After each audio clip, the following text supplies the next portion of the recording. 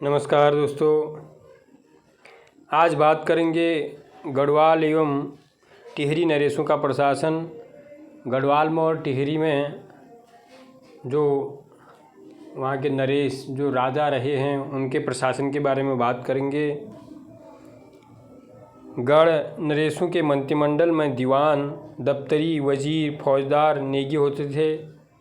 जो गढ़ नरेशों के मंत्रिमंडल थे उसमें दीवान, दफ्तरी, वजीर, फौजदार, नेगी होते थे।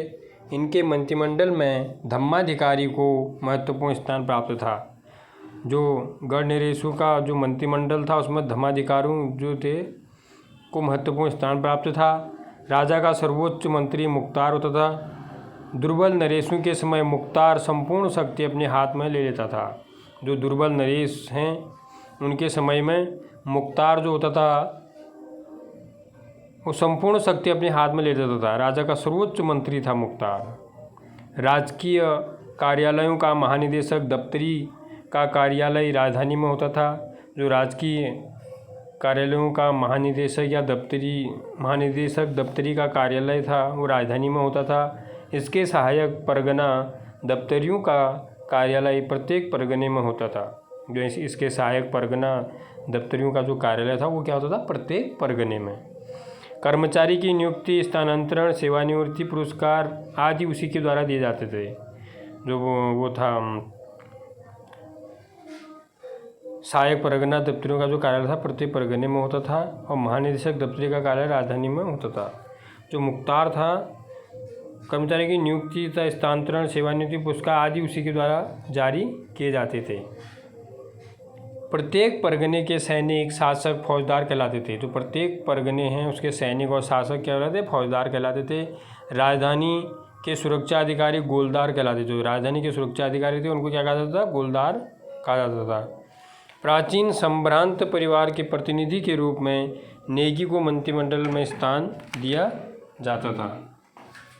जो मंत्रिमंडल में स्थान प्राचीन संभ्रांत परिवार के प्रतिनिधि के रूप में नेगी को क्या किया जाता था, मंत्रिमंडल में स्थान दिया जाता था। चौणु क्या थे, तिरुगामी संदेहवाहक थे। इनके जो चौणु होते थे उनको तिरुगामी संदेहवाहक होते थे। राज्यसभा का अर्धदलीय वो चाकर कहलाया जाता था। जो राज्यसभा का अर्धदलीय होता था उसको क्या कहलाया जाता था, चाकर। राजा के साथ साथ चांदी का दंड लेकर चलने वाला चौकीदार कहलाया था। जो राजा के साथ एक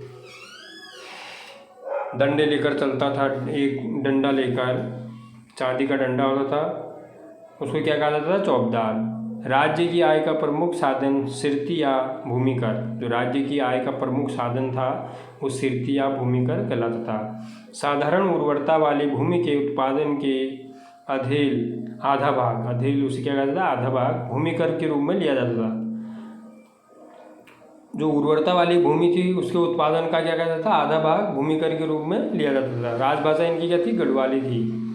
श्यामदास तोमर और उनके वंशजों ने राजपूत चित्रकला की पहाड़ी शाखा में एक नई तुलिका का विकास किया जो गढ़वाली कलम के नाम से प्रसिद्ध है। जो श्यामदास तोमर हैं उनके वंशज जो थे उनके वंशजों ने राजपूत चित्रकला की पहाड़ी शाखा में एक नई तुलिका का विकास किया जो गढ़वाली कलम के नाम से प्रसिद्ध है। गढ़ राज्य में मुगल शैली की चित्रकला आरंभ करने का श्रेय श्यामदास और उनके पुत्र केहरदास को है।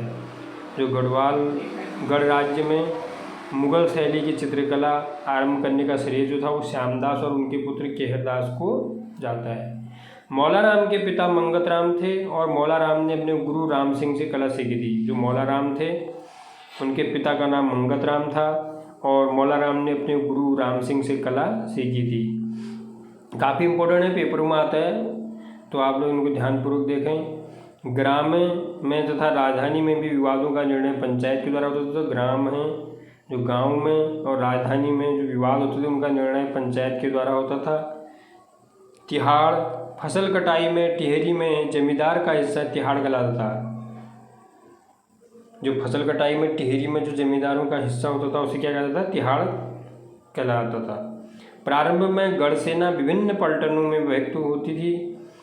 जिन्हें लोहना, बधाण, सलाण कहते थे। प्रारंभ में जो गढ़ सेना थी वो विभिन्न पलटनों में विभक्त थी, बटी हुई थी, विभिन्न पलटनों में बटी हुई थी, जिन्हें क्या कहते थे, लोहना, बधाण, सलाण कहते थे। सुदर्शन शाह के राज्यकाल में प्रशासनिक सुविधा के लिए राज्य को 4 ठाणों में बांटा गया, जिसका हाकिम थानेदार कहलाता था। जो सुदर्शन शाह के राज्यकाल में प्रशासनिक सुविधा के लिए राज्य को क्या कर दिया गया, 4 ठाणों में बांटा गया, जिसका हाकिम ठाणदार, उसको थानेदार कहा जाता था, मतलब ठाणदार कहते थे। थानेदार का मतलब है थानेदार कहलाता था। ठाणे परगनों व पट्टियों में बांटे गए।